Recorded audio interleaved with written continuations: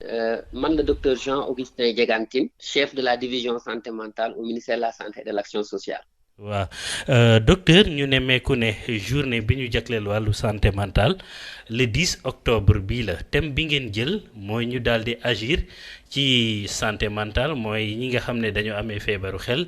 ngeen ne nañu investir ndax am na assez investissement ci wàllu santé mentale fii ci Sénégal. ñu ngeen di gërëm ci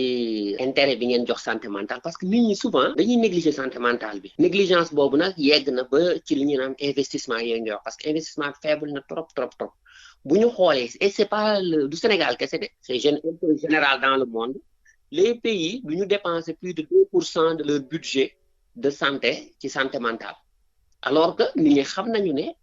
xel mooy nit c'est-à-dire que nit ki même bu nekkee physiquement nit ki dafa am wér-gu-yaram et tout bu xel bi ne waak moom il ne peut pas être productif moo tax nag ren OMS naan attention mu rappeler nit ñi ne attention il faut que nit ñi nag góorgóorlu état yi góorgóorlu yokk investissement yi ñuy def pour développer santé mentale dans leur pays. yan investissement la ñu jot a def ci Sénégal ci wàllu santé mentale. waa Sénégal mën naa ne ci année yi mujj nii yëpp ñu ngi góorgóorlu pour décentraliser soins yi que soins psychiatriques yi bien psychiatrique laa wax mu mën a accessible parce que boo leen xoolee région yu amoon psychiatre yu amoon structure psychiatrique bariwul woon maintenant commencé nañ ko yokk boo xoolee par exemple ci 2018 bi 2019 bi am na région yoo xam ne comme région wu Louga installé nañ fa service de psychiatrie à l'hôpital régional boo demee Kaolack am na psychiatre bu fa nekk buy consulter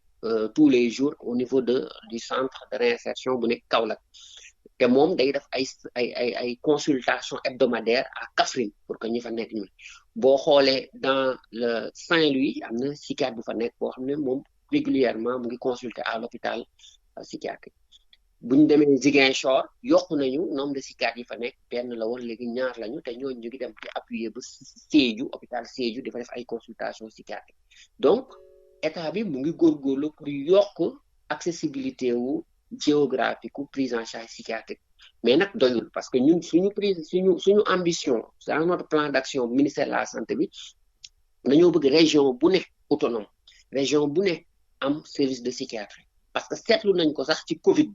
bi feebar bi ba ñu tëjee frontières régionales yi région yi nit ñi mënatuñu woon déplacé wu comme ni ñu bëggee am na malade yoo xam ne bien que amoon nañu possibilité dem uti laissez-passer pour ñu jox leen ñu dem mais procédure yooyu yenn famille yi demuñu ci donc wàññi na seen am nañu ñu am ne raté nañu seeni rendez-vous donc loolu gën nañu yokkal sax ñu ne attention on va faire lépp lu ñu mën ministère de la santé jéem yokk psychiatrie dans les structures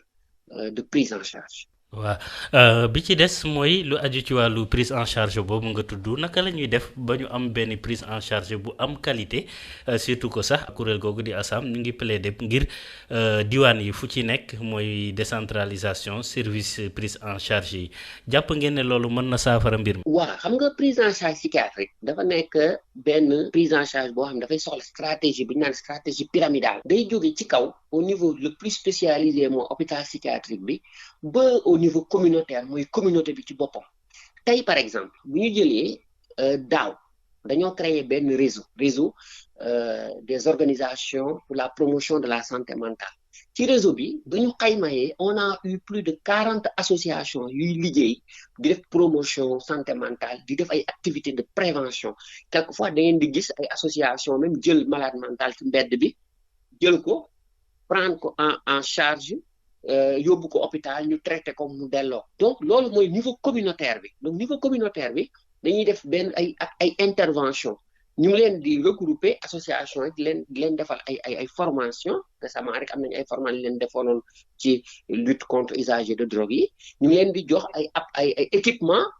ci Covid bi jox nañ leen ay gants ay masques ay yoo xam ne pour ñu mën leen continuer seen i activités communautaires maintenant bu ñu dépassé niveau communautaire bi ñu dem au niveau des districts sanitaires au niveau des districts sanitaires stratégie bi foofu dañuy mën les maladies psychiatriques courantes dañuy former que ce soit les infirmiers chefs de poste ak les médecins de district que ñu mën a prendre en charge yenn maladies courantes yi comme que prise en charge day nekk prise en charge boo xam ne day précoce léegi ci ñooñu nag cas grave yi ñu dem hôpital ñu ci leen en charge dans les hôpitaux dans les services de psychiatrie les services spécialisés loolu moo ñuy permettre ñu absorber ñu mën a jël en charge à tous les niveaux ces malades mentaux et ñu mën leen a faj bu baax. docteur beneen problème bi mooy ñi amee feebaru xel tey faral di taxawàllu ci mbedd mi loolu di jafe-jafe bu rëy est-ce que am na solution lan mooy saafara. solution boobu noonu moom laa lay expliquer. errance mu naan errance des malades mentaux feebaru xel nekkul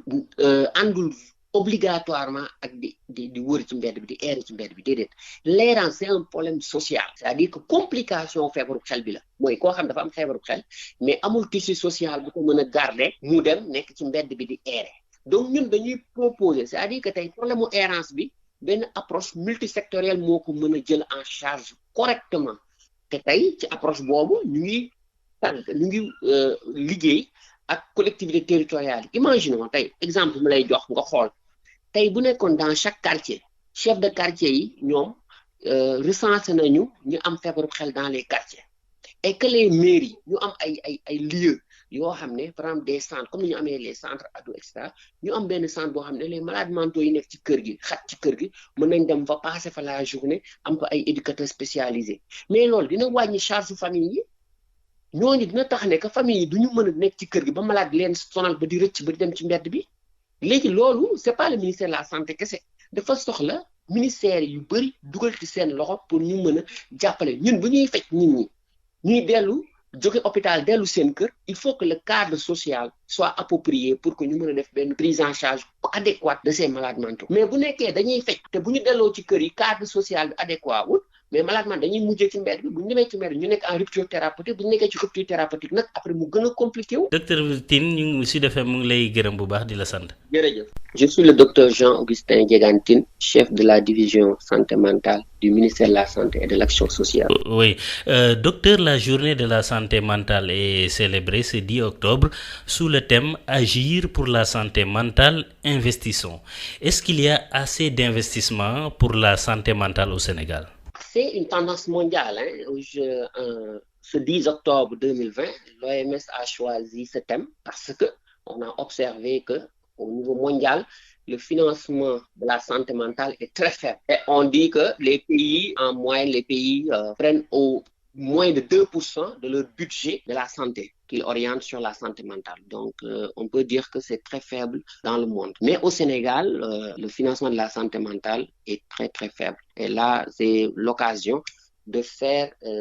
un plaidoyer pour mobiliser les partenaires autour du financement de la santé mentale qui est extrêmement important parce que on ne peut pas avoir la santé sans la santé mentale. L'exemple, si vous avez un ouvrier qui est physiquement apte, qui n'a pas de troubles physiques, mais s'il est déséquilibré au niveau mental, il ne peut pas être productif dans l'entreprise. Et ça crée beaucoup d'absentéisme et quelquefois même, il y a des comportements dangereux que les gens ont parce qu'ils n'ont pas une bonne santé mentale. Vous pouvez lister quelques investissements liés à la santé mentale au Sénégal? Oui, on va parler plus de stratégie de décentralisation ou bien pour rendre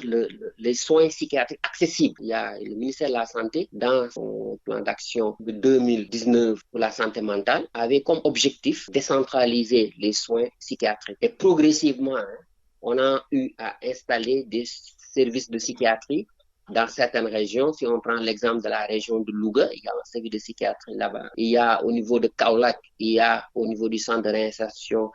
une consultation psychiatrique journalière et même le psychiatre de Kaolack fait des interventions hebdomadaires, consultations hebdomadaires à Kaffrine. On a développé à Tamba, actuellement dans la ville de Tamba, à côté de la région médicale, il y a aussi un service de psychiatrie. Et pour dire que de plus en plus, on augmente le nombre de services de psychiatrie pour que chaque région soit autonome. Parce que dans l'objectif de ce plan d'action, c'est que chaque région dispose au moins d'un service de psychiatrie. Ça a été plus visible lors des mesures qu'on a prises durant la pandémie de la COVID-19. Quand on a fermé les frontières interrégionales, il y a eu des patients qui n'avaient pas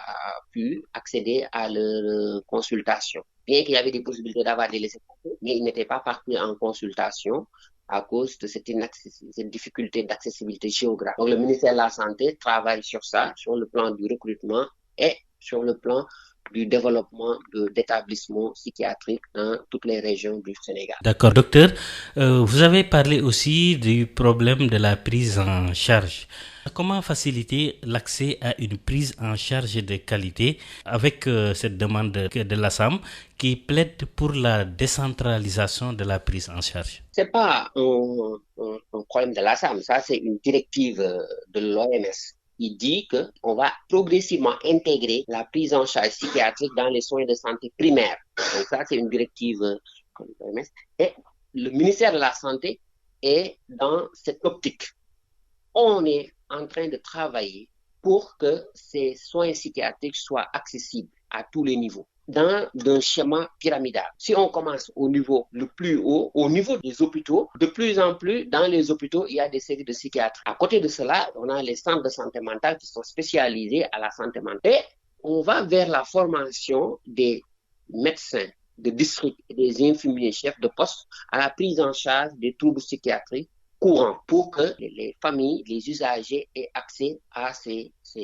à la consultation psychiatrique de routine. Maintenant, le dernier niveau qui est extrêmement important et qu'on a commencé à développer depuis l'année passée, c'est le niveau communautaire. Pour que les activités de promotion et de prévention de la santé mentale puissent être vulgarisées, il faut que ce niveau communautaire soit organisé. Et c'est ainsi qu'on a créé un réseau qu'on a appelé le réseau des organisations de la promotion de la santé mentale sous l'acronyme ROPOSAM. Et ce réseau regroupe environ plus de 40 même associations dans les 14 régions du Sénégal. Et ces associations, vous les voyez souvent à la télé, sur les réseaux sociaux, qui font des interventions de terrain en allant aider les malades mentaux et même dans les familles. Quelquefois, ils font des recensements pour les malades mentaux qui sont en rupture thérapeutique pour les envoyer à l'hôpital. Ils font beaucoup d'interventions et en même temps, ils font de la communication, de la sensibilisation de masse. Enfin, docteur, l'errance des malades est un problème majeur. C'est quoi la solution? D'abord, expliquer que l'errance et la maladie mentale, c'est pas obligatoirement lié. La maladie mentale est un problème de santé, l'errance c'est un problème social. Pourquoi je le dis? Quand un malade mental qui erre, c'est un malade mental qui n'a pas un tissu social, familial qui puisse le garder dans un environnement social favorable. Donc ça, on le comprend. Souvent, les familles sont épuisées ou bien ça échappe au contrôle des familles et le malade finit dans la rue. Ce problème social nécessite une approche multisectorielle. Et ça, on ne cesse de le dire. L'exemple, si chaque chef de quartier aujourd'hui recensait ces malades mentaux, les malades mentaux qui sont dans le quartier, que ce soit les malades qui sont dans les maisons, les errants, et qui est dans les quartiers ou bien dans les communes, des endroits où ces malades mentaux pourraient être regroupés dans la journée pour qu'ils puissent être encadrés par des acteurs sociaux. Si on avait ce dispositif social, ça allait apaiser les familles. Le malade ne serait pas à la maison tout le temps, 24 heures sur 24, jusqu'à décompenser dans la maison. Et cette organisation sociale permettrait de lutter contre l'errance. Parce qu'aujourd'hui, tant que les malades mentaux ils ne sont pas bien, on n'a pas un cadre social qui les intègre, ils ne pourront pas bénéficier d'une stratégie de réinsertion adéquate. D'accord, docteur, Sud FM Sen Radio vous remercie. C'est moi qui vous remercie.